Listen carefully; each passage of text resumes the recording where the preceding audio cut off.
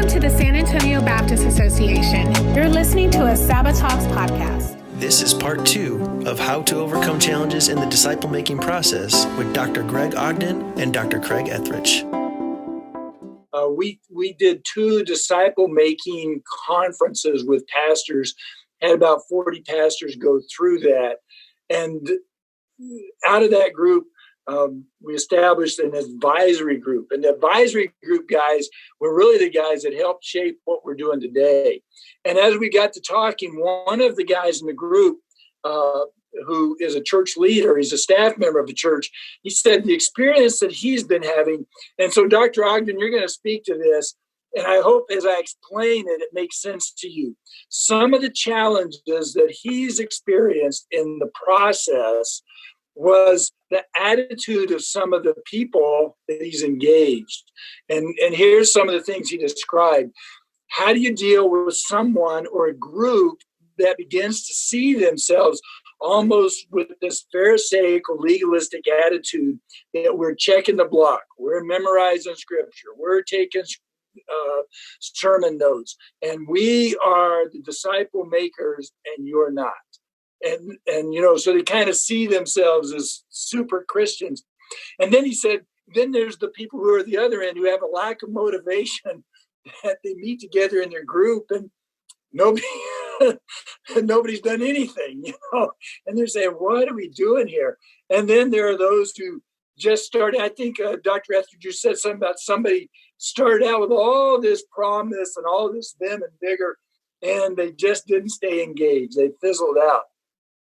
So how do you engage and manage some of those challenges? I know we're moving away from COVID-19 and the society, but we're moving more into the practical kind of stuff. And what do you do with the people of God that all of a sudden you're saying, how in the world did we get here? Does that make sense? So Dr. Ogden, if you can, I've used the book Discipleship Essentials, and it has been a blessing. And the young man that I went through the book with, unfortunately, one of the guys did drop out. Yeah. He just said, I just don't have time for this. And I said, brother, I love you. That's okay. You will someday, but that's all right. But the other 2 guys are leading disciple-making groups themselves. Yeah. And it's been pretty exciting to see what they've done. So addressing what I just shared, from your perspective and experience, what are some good ideas we can share with these guys? Wow, you covered a lot of waterfront there. Well, maybe I covered too much. From Pharisaical attitude to how do we get people motivated? That's right. Oh, that's all across the board, isn't it? So I guess on the Pharisaical attitude, yes, to make sure it's not just a checklist of things that we're. Craig, did you want to say something? I was going to say, if you could cover all that in 10 words or less, that would be nice. Yeah. I don't know if I will. I'm taking notes. I won't even come close. It's okay, Dr. Etheridge. Just coming to you in a minute. So we're all right. Yeah. So Pharisaical attitude, in terms of the kind of the rigidness checklist, if I just do these things, then I'm a super Christian and everybody else is below me. I think, you know, a lot of that can be addressed in a sense attitudinally as you start a group. Our groups start with a covenant. We lay out kind of 5 expectations and commitments of what's going to be involved in this group.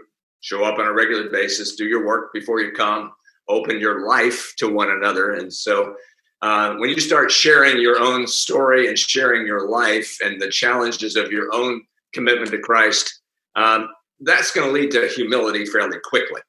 So if you put relationship first and start sharing your own story and journey first, this is certainly what I do with these groups. We don't jump right too quickly into content.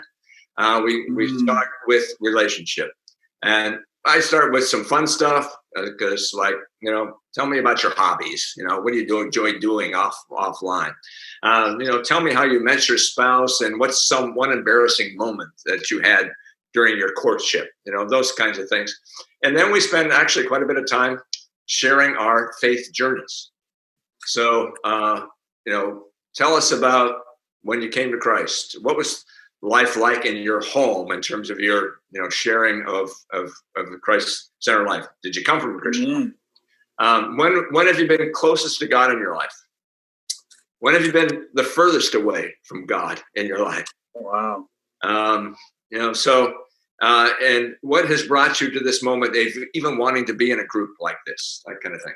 So we try to build the relational foundation because transparency about our own fallibilities is extremely important. It's not just about checklists going through the content. And if you start on that basis, I think you can avoid a lot of that Pharisaical approach to things. That's why I talk about the container and the content. The discipleship curriculum is the content. You put it in that container of relational transparency. That's going to lead to, I think, some humility.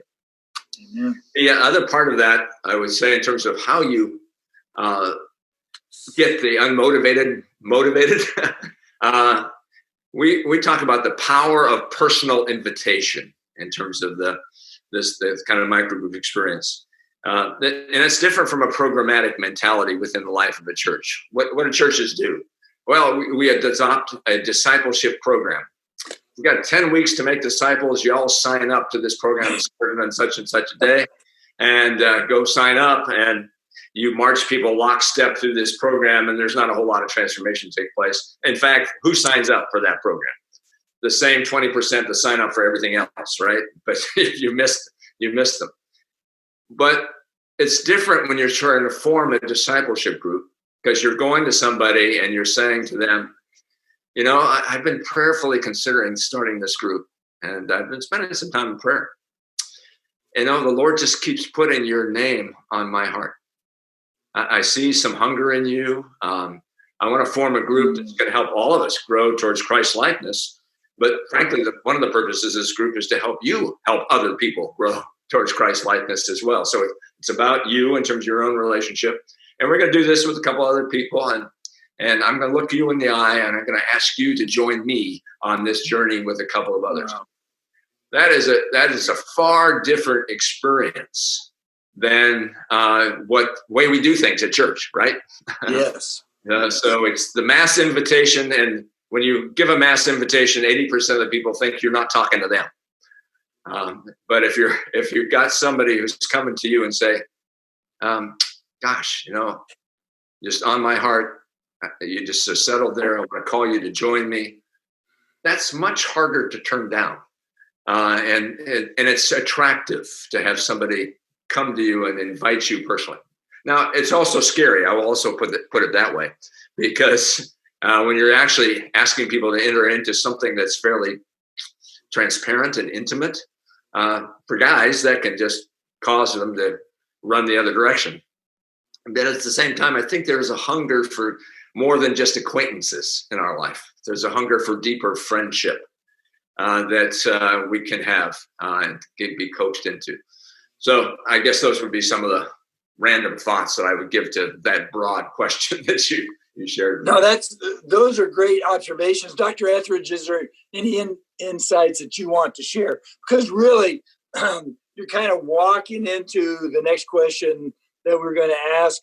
So we just kind of add on to it. But go ahead, Dr. Etheridge. Yeah, I think that leading a group, there are all kinds of group dynamics that are in place that can be challenging to deal with. Either, like you said, a Pharisaical attitude. Jesus had to deal with that with James and John wanting to call down fire from heaven. Doesn't get more Pharisaical than that. And then you got people that are dropping out and failing. Well, you got Peter that failed miserably. And so I think what Jesus did in both those cases and in other cases as well is utilize loving confrontation. And I think that is a skill that you will have to learn as a group leader is to offline talk with someone. We train guys, hey, if there's a problem, somebody's not getting their work done, or somebody's got a lackadaisical attitude or a bad attitude or conflict or whatever that case may be, to pull them aside, just like Jesus pulled Peter aside and have a one-on-one conversation about what's going on and what's happening in their life and how can you help them to move forward. That's what you do when you parent, right? When you parent your child and they're not acting right, you pull them aside and you talk to them and you try to work out a plan. And I think really leading a group like this is just spiritual parenting. I mean, you're just investing in them and helping them. And Jesus had a way of loving confrontation that I think you have to practice. Now, this is not a commercial, but in our the resources that we put together, what we call our Grow series, there are 3 books. One is called Walk with God. The second is Reach Your World, which is all about personal evangelism. And the third one is called Invest in a Few. And that one really takes a deeper dive into how do you actually run a group? And how do you deal with all these problems in a group? And what are the challenges that you might face in a group? And I really find that a lot of resources out there, they're good in the content, but not helping you that much with actually leading a group. And so a lot of these types of things we address in the Invest in a Few resource through Disciple First. Amen. But, you led right into the next group because I had opportunity to participate in a disciple making group there at the church that we were members of. And it was very interesting. I'm listening and just help me out. It seems like we have to really shape this process. I was with a bunch of guys who were all in group leaders or group, I'm not sure, group coordinators or whatever. And I happened to be in the room with them, and the Minister of Education came through because this is something that he's really engaged with. And somebody actually said to him, don't misunderstand, Dr. Ogden. Discipleship Essentials is a great book, but it's too long. And I found this great 8-session book on discipleship. And I think we need to do that instead of the other because it's shorter, which communicated to me that as much as we communicated the idea of the relationship building and the process, trying to make that mental shift from checking the block, I did a book, to a lifelong lifestyle process is really a hard, it's really challenging. So any insight in how do you communicate with people? Wait a minute, we got to shift focus on our whole attitude about the journey with Christ. Does that make sense? Sure. Yeah, I hope that 8-session book that he chose was the one I wrote, Essential Guide to Making Disciples, because I wrote for that very reason. What he said was it's kind of an enticement into that process. I call it an on-ramp to the disciple making process, so that we can kind of hook people into the relational environment, and then they will say, "Oh my gosh, I can't live without this group." And so, yes, I would be glad to go on. In fact, the whole thing is built so that it goes right into Discipleship Essentials afterwards. So what was the question again? Well, the idea is what is there a process or what are some recommendations to get people to think beyond check the block, I did the book, I'm a disciple? Oh, yeah. Well, that is the program mentality, is it not? It is. So the idea that we run a program, and I have had this happen with Discipleship Essentials a lot. For example, churches will adopt Discipleship Essentials as their what they will preach through for a year. So we'll do 25 weeks. We'll take a chapter a week out of Discipleship Essentials. We'll preach on it. We'll then form small groups after it, and that will be our year of going through that. Oh, we did that. Okay, what's next year? What's the next thing? What's the next theme that we do? Oh, let's do Experiencing God. We'll do Experiencing God next year. Well, that's all that is. It's kind of what can we fill a year with, right, with a program that might be helpful. But there's no transformation of life. There's no adoption of a lifestyle of intentional disciple making that goes with that, because basically it's not a relational approach to things. So there is that, and I spent some time in my book, Transforming Discipleship, looking at the contrast between relationship and program.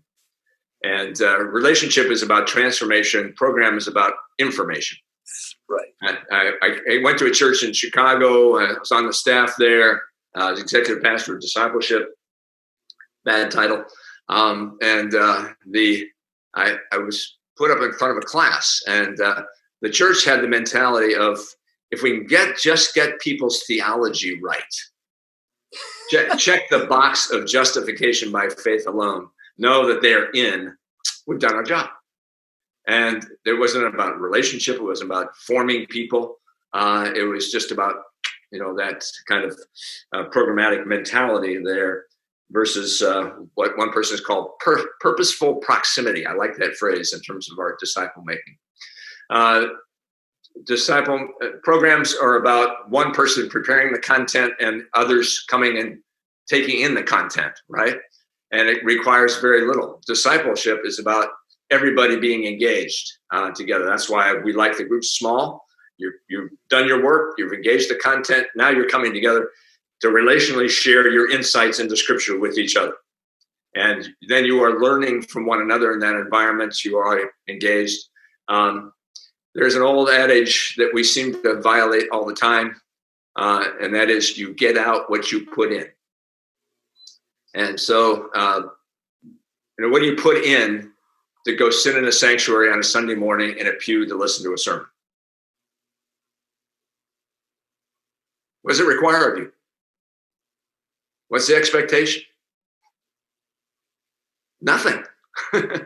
You may take in some things. We hope people do. But there's very little required. So discipleship is about engaging in biblical content, applying it to our lives, seeing it change, living it out, the aspects of praying for people in our network of relationships that don't know Jesus, living a service to him. And then the last thing I want to say about the program versus kind of relationship, the value of a smaller unit is it's customized versus synchronized. Programs are synchronized. 10 weeks to discipleship, all lockstep through this program and get popped out the other end, and you hope some disciples are made. Anything worthy of the name discipling is that you are known for who you are, your individuality. We all have different personalities, different learning styles, different challenges to obedience. And unless we are known in that setting of who we are in a personal way, I don't think much in the way of transformation is going to occur for us. It'll just be about accumulating knowledge versus having that knowledge intersect with us right where we are. And so when we can share our own life journeys with each other, for example, I have a wonderful group that I'm with right now.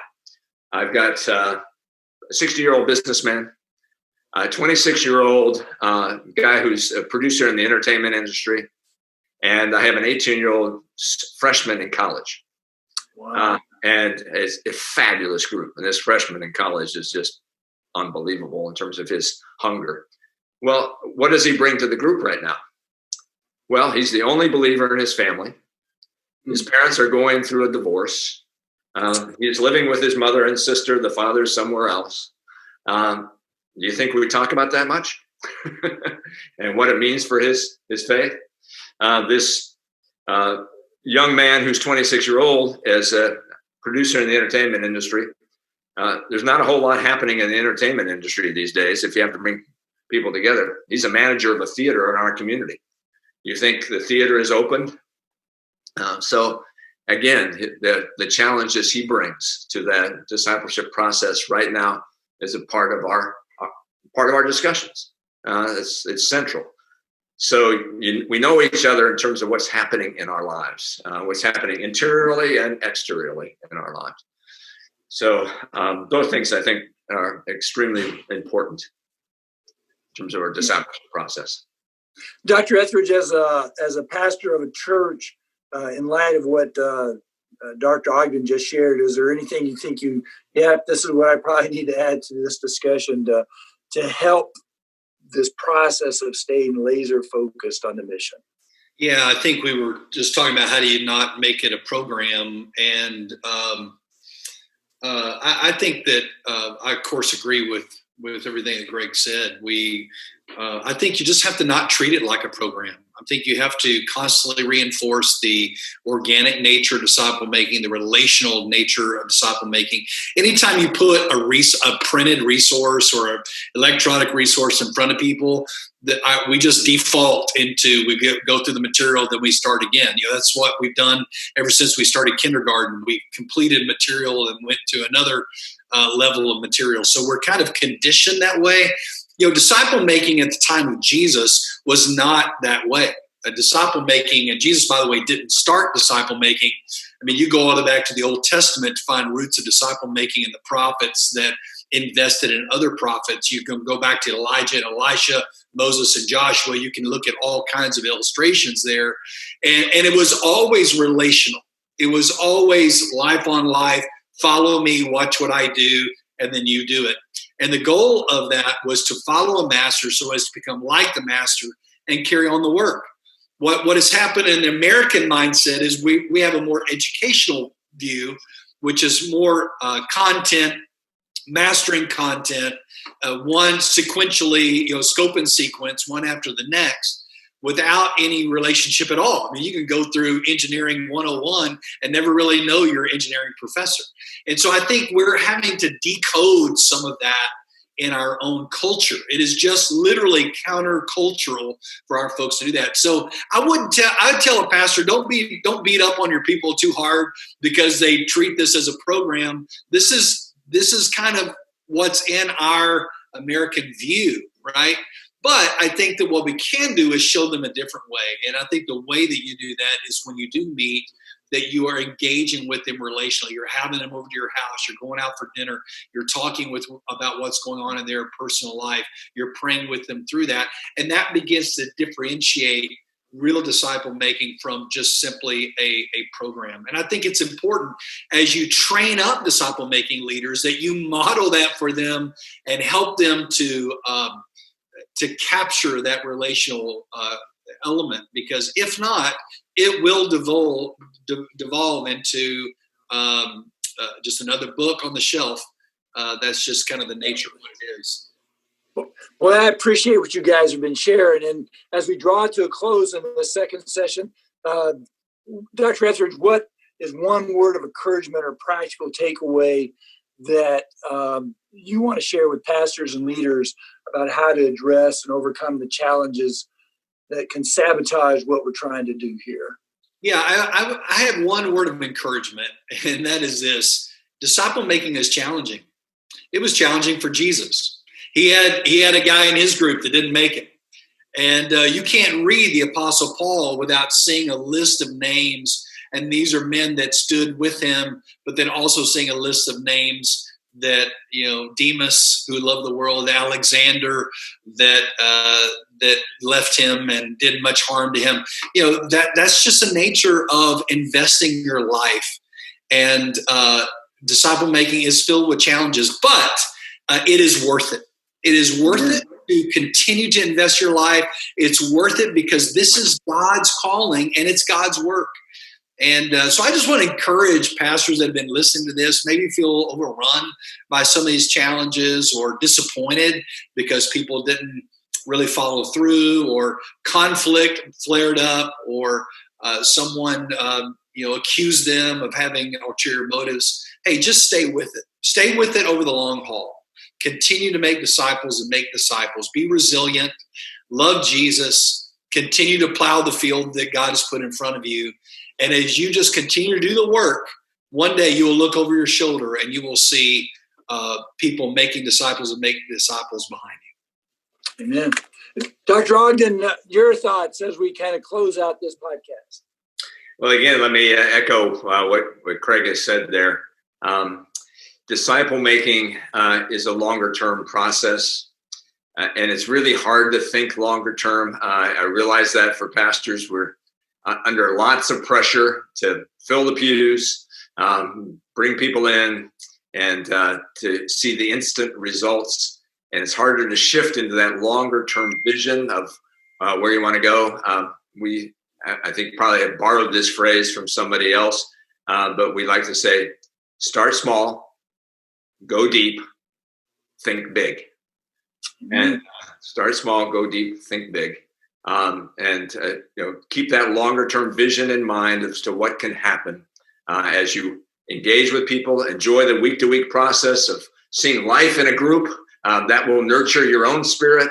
But then as you see them multiply and grow and get launched, you will see people that are coming alive in ways that never thought possible. When you make that shift from being a consumer to being a contributor, see that happen in people's lives. Wow, there's nothing better than that. Yeah.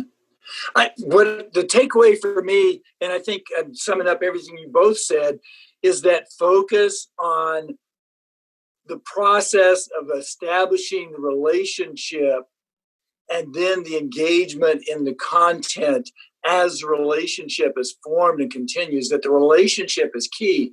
And I think it's almost building relationships is almost a foreign concept really in the American DNA. It's more performance based, and what did you do today that make you value added to the corporation or whoever you work for?